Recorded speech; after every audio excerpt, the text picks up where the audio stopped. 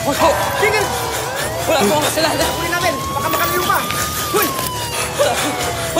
Wala po akong kasalanan! Wala po akong kasalanan! Bawa na po ngayon sa... Tutuloyan ka namin! Sige! Hirapan mo kami! Sirahin na yan! Bawa na kayo sa... Wala po akong kasalanan! Tuloyan na yan!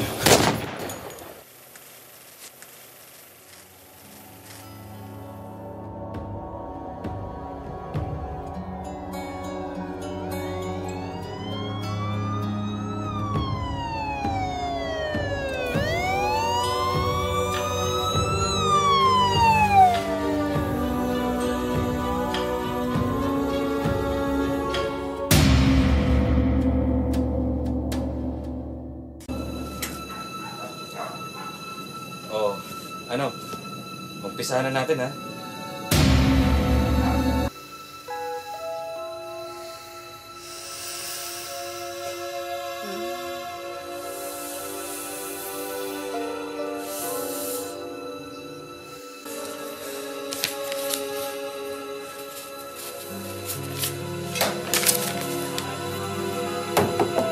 Jonathan? Po! Tulungan mo ako! Opo! Ang tatay mo nakasalampak na naman sa harapan ng bahay. Tintek.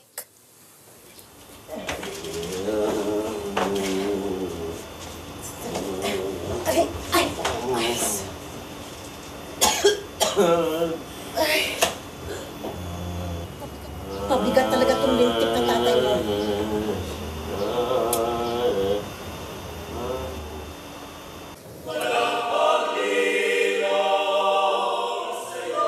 Nabawasan na ang pagbabakasyon ko sa bahay ni Lola. Naging interesado na rin ako sa ibang bagay. Isa na nga dito ang pagpunta-punta sa simbahan. Maniwala man kayo o hindi, palasimba kaming mag-anak. Linggo-linggo kaming kumakanta, nakikinig sa mga turo. Kung may 2 oras sa buhay naming pamilya na tahimik, walang away, gulo o problema, ito yon. Kapag nasa loob kami ng simbahan. Pero paglabas ng sinasabing sagradong lugar, balik na naman sa dati.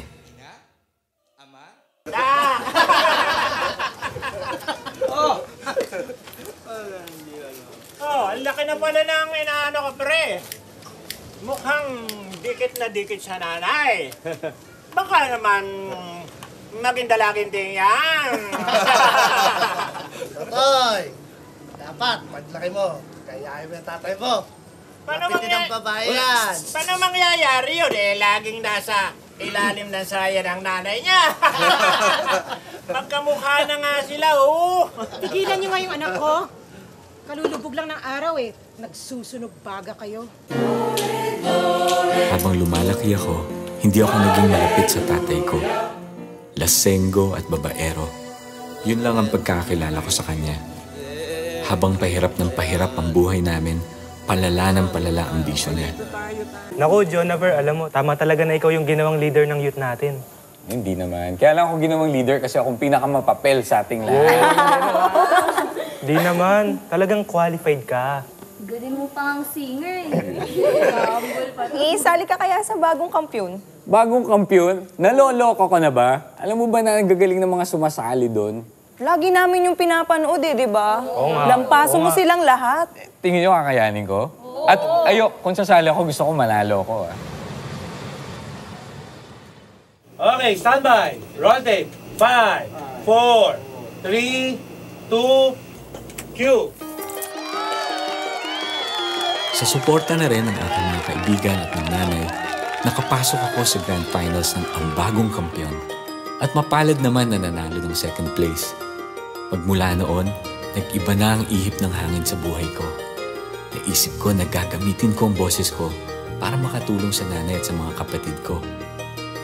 Hindi nagtagal, nalaman ko na sa mundong ito kung saan marami ang nangangarap, hindi lang pala boses ko ang pwede kong gamitin. Marami pa akong pwedeng ipagamit. Yes, hello! Oh, mamita! Yes, andito na siya. At gwapo, ha? Konting joke up na lang to at gym. Benta na to, mamita. Hindi na nga ako naniningil sa'yo, no? Ano ka ba naman? Wala bang ex-deal to? Nalalamig ka at nanginginig. First time mo ba? Kaya ho pala sikat na sikat kayo sa mga artista. Ang gaganda ho ng mga designs ninyo. Alam mo, marami pa ako niyan. At yun ay ibibigay ko sa'yo lahat at pahihiram ko sa'yo. O kaya sa'yo na, sa mga guesting mo. Alam mo, marami pa sa loob. Alika, ipapakita ko sa'yo ang lahat. O sige, papadala ko na lang sa'yo ibang kailangan mo pa. Salamat po.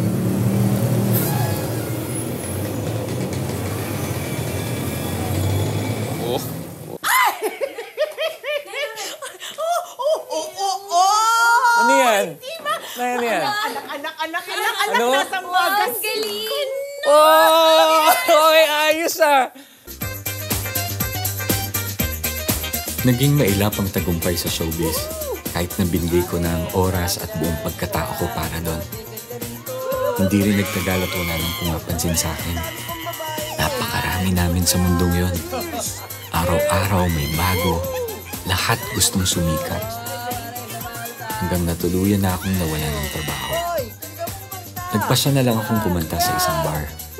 Naisip kong ituloy-tuloy ang pagkanta para lamang kumita.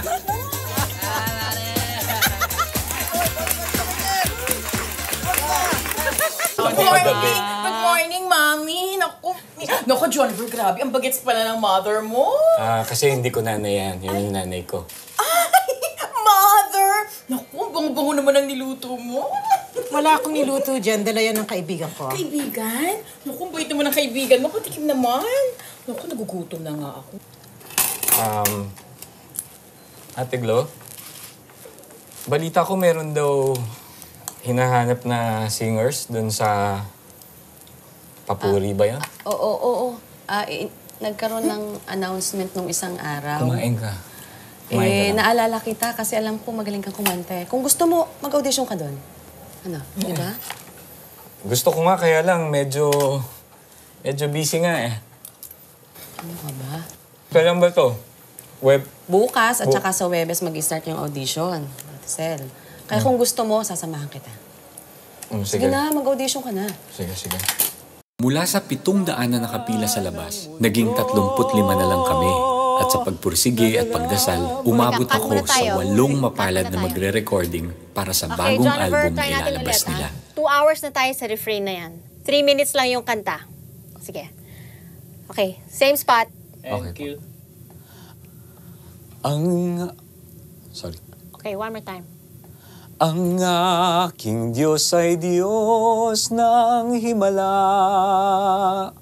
Ito'y napatunayan ko. Ang buhay ko'y binago niyang lubos. Nang manalig ako kay... sorry. Jonaver, baka hindi... teka. Baka kailanganin ko kasing kumuha ng ibang singer, Jonaver, pag hindi natin natapos ngayon. Di ma'am, kaya ko po ito. Last na lang po. Last, kung okay lang sa inyo, kahit isang beses na lang po. Sige. Okay, one more time. Ang buhay ko'y binago niyang lubos. Manalig ako kay Chris. Teka. Stop muna tayo. Gusto mo pagpatuloy na lang natin bukas? Pahinga ka muna? O, sige. Bale. Thank you. Sorry po. Puro kayo mga kayabangan. Nay, nag-umpisa na ako mag-recording sa Papuri. Ganun ba? Kamusta naman? Okay naman. Naisip ko lang, Nay, pwede bang tumigil muna ako sa pagkanta sa bar? Kasi parang hindi tama na pinagsasabay ko yung kumakanta ako doon tapos kumakanta rin ako sa bar. Nay, hindi ko rin alam kung bakit pumasok sa isip ko to. Kayamanan at lahat ng kalayawan, wala pala itong kabuuan.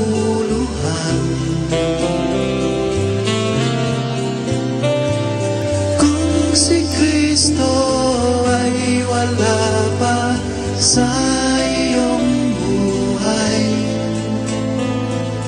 para kang isang tupang ligaw.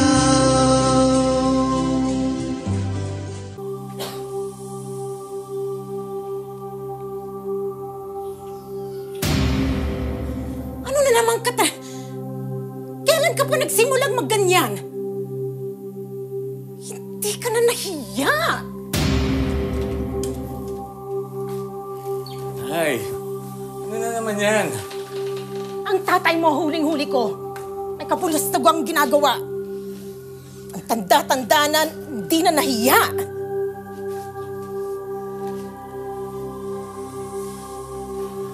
Ang tanda-tanda mo ng Vicente.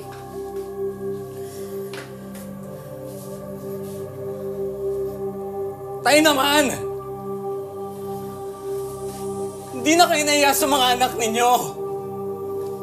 Sa labas nyo na lang gawin, huwag na dito!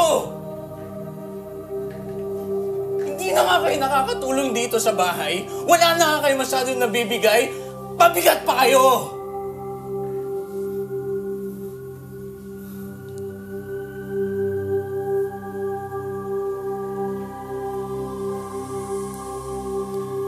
Yabang mo na, Jonaver, ha? Ikaw kung yung ano mong puhunan mo. Ako, diskarte ko to. Akalalaki ka na, ha? Anak lang kita, ha? Tsaka tinitikman ko lang naman.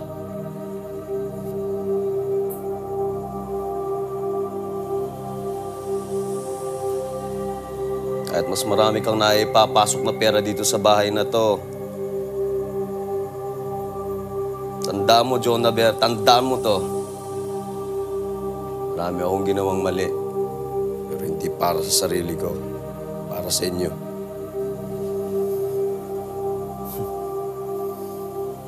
Kaya kung wala kang makitang magaganda sa mga nagawa ko kahit hindi mo ako pasalamatan, basta respetuhin mo ako bilang ama mo. Oh.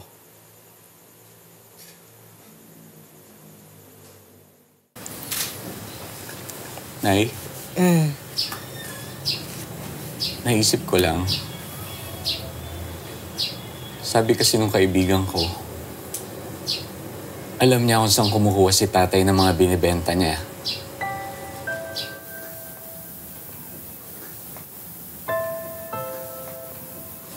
Okay ka ba doon?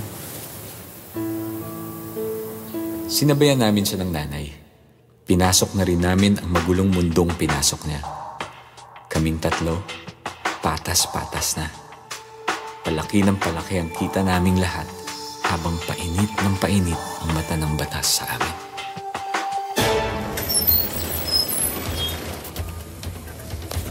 Okay, men! Let's go! Pasukin na!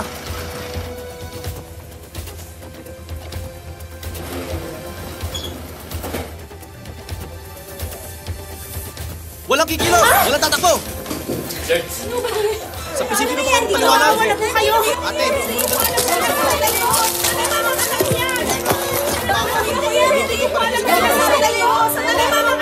Doon na kayo magpaliwanag! Sumama na kayo! Dalayin na yan! Sakay na yan! Sumama na kayo! Sige na! Sumama na kayo!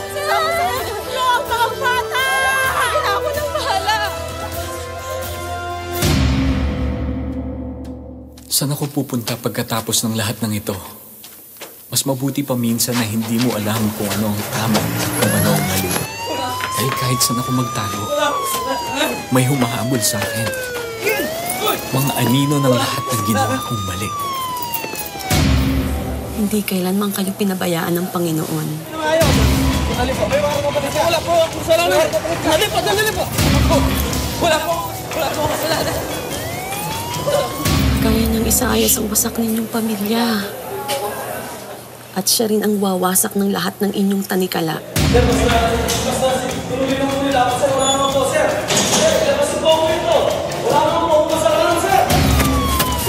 Maawa na po kayo sa... Maawa na kayo sa wala po akong kasalanan. Sir! Kakasabi niyo po si Epe, sir! Basta inuli lang nila ako sa labas, sir eh!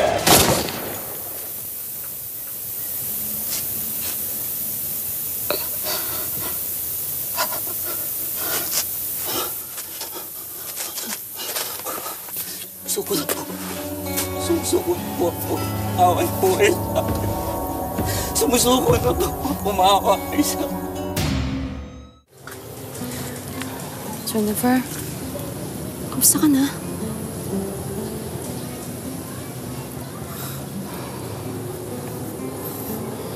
Malamig na doon, Jennifer. Tahimik na sa inyo. Hinahanap ka na ng nanay mo. Kumusta na si nanay? Pinagdarasal ka niya lagi. Gabi-gabi yun.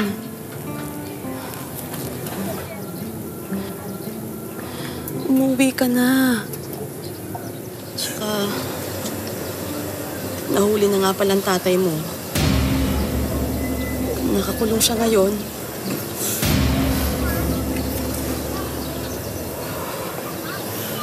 Tama lang sa kanya yun. Jennifer, ikaw magsalita ng ganyan. Tatay mo pa rin yun. Intindihin mo na lang siya.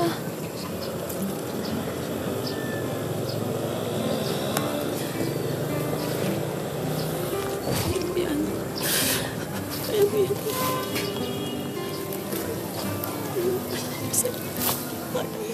Kapag walang-wala ka na, may mga bagay na unti-unting kakatok sa puso mo. Ipapaalala sa'yo na itong bagay na ito ay higit na mas mahalaga sa lahat ng meron ka. Unti-unti kong pinupulot ang mga pira-piraso ng nawasak sa aking buhay. Pero ang pagbuo ay hindi sa sarili kong kakayahan. Ang Diyos lang ang may kayang maghilom sa mga sugat sa aking puso. Sinubukan kong balikan ang mga taong dati nang tumanggap sa akin. Wala akong ibang dala, kundi ang aking sarili. Uy, Jonabel! Jonabel! Kumusta na po kayo? Tagal ka na namin hinihintay bumalik. Miss na namin ang boses mo. Nahihiya po ako eh. Bakit? Napakarami ko na pong nagawang kasalanan eh. Hindi na mahalaga ang mga ginawa mo nung araw. Ang mahalaga yan ngayon na nandito ka. Namiss ko kayo. Kahit anong ipagawa sa akin ay tinanggap ko. Para sa akin lahat yun ay tanda ng pagmamahal ng Diyos sa akin. Ang bawat dumarating ay buong puso kong pinagpapasalamatan. Nag-umpisa muli ako sa ilalim at ang sarap ng pakiramdam ng unti-unti at dahan-dahan kang inaangat muli. Excuse me? Yes po? Parang kilala kita. Di ba ikaw si Jonathan Luklukan? Opo, ako nga po. Naku, alam mo ba, yung tatay ko, dahil sa kanta mo, yung napakaganda mong kanta, tumino. Hindi nga po. Oo, totoo. Kaya ako hindi ko makakalimutan yun. Kaya hindi rin kita makakalimutan. Anong ginagawa mo dito? Dito na po ako nagtatrabaho. Ganon? Hindi mo ba namimiss ang pag-awit? O at least ang, you know. Namimiss din ho, pero masaya naman po ako sa ginagawa ko dito. Ay nako, pero mas masaya kang kakanta, di ba? Oh, yes, ma'am. Okay, eto. Nangangailangan ako ng music teacher. Gusto mo mag-apply? Ay naku, ma'am, hindi po ako nakapagtapos eh. Hindi naman kailangan magtapos ng pag-aaral para magkapagturo ng music. Tsaka pwede kitang pag-aralin, di problema yun. Naku, ma'am, kung mabibigyan po ako ng pagkakataon, bakit hindi? O sige, ganito. Ako kakausap sa boss mo, ha? Kasi alam ko nahihiya ka. Hindi ka naman nag-apply. Ako naman kumukuha sa'yo. Ako na rin kakausap. Kayo na po ang kakausap? Oo, ako naman kumukuha sa'yo eh. Tapos, ipapatawag kita sa opisina pagkatapos namin mag-usap, ha? Naku, ma'am, maraming salamat Oo, po. I am very confident na papayagan ka niya. Kung di ka niya papayagan, sayang naman yung talent mo. Naku, ma'am, maraming salamat po. Okay, Maraming sige. salamat. God bless you, ha? Salamat po. God bless you. Oo, Sige po. Sige, God bless you, iho. God bless po. Thank you You will po. hear from me, Yes, okay? sige po. Bye. God bless Bye. po. God bless you. Ingat po. Thank you. Handa na akong harapin ang lahat ng pilit kong ibinaon mula sa aking nakaraan. Higit sa lahat, patawarin ang aking sarili. Ano, saan tayo pumunta ulit, ha? Ha?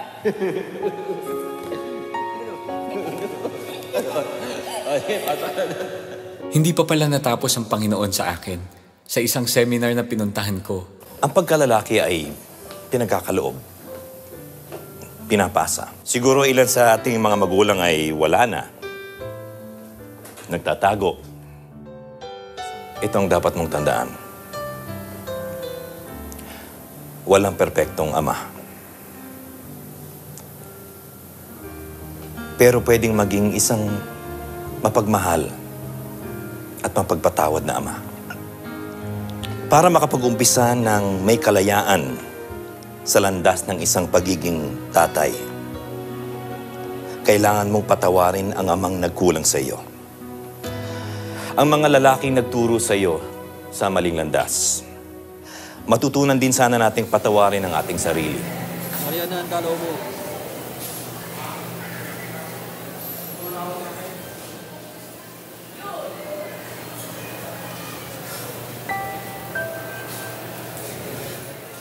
Hey, alam ko marami kang pagkukulang sa akin bilang ama. At pinapatawad kita. Pero tayo, di ako may pagkukulang sa'yo. Kasi kahit minsan hindi kita sinubukang intindihin. At kahit kailan hindi kita sinubukang mahalin. Tayo, patawarin mo. Patawarin mo.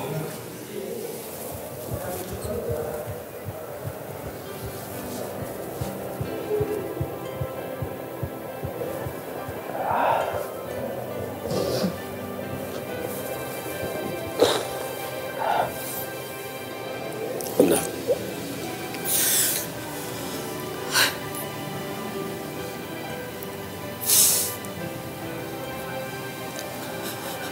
Alam ko, ako lang ang hadlang sa lahat ng mga magagandang bagay na ginagawa mo sa labas. Puro kahihiyan ng dinadala ko sa'yo, sa mga kapatid mo.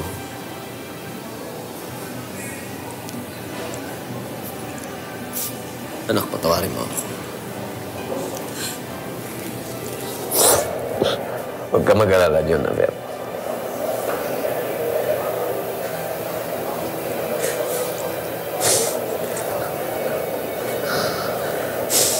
Ang Jesus na tinuturo mo sa labas ay muli kong nakilala dito sa loob. Anak.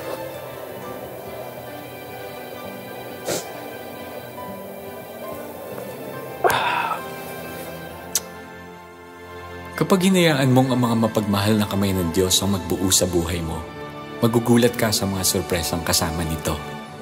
May napakaganda na akong asawa at may 3 babaeng supling at bunsong lalaki. Kasalukuyan akong may paaralang hinahawakan at pinapatakbo. At patuloy naman na pinapalago ng Diyos ang aking pamilya. Hindi lamang ang sarili kong pamilya, pati na rin ang simbahang pinapastulan ko. Todo-todo, buhos na buhos ang mga pagpapala ng ating Diyos ng Himala. Pag nagpabago ka sa Diyos, pag binago ka ng Diyos, bagong-bago. Pag nilinis ka ng Diyos, linis na linis. Ang pagmiministeryo ngayon ng Panginoon, doon bulag nakakakita, bingi nakakarinig, pilay nakakalakad ngayon, ibang klase. Yung wasak na buhay, yung durog na buhay, pinupulot isa-isa ni Lord, binubuo para mag-glorify yung pangalan niya.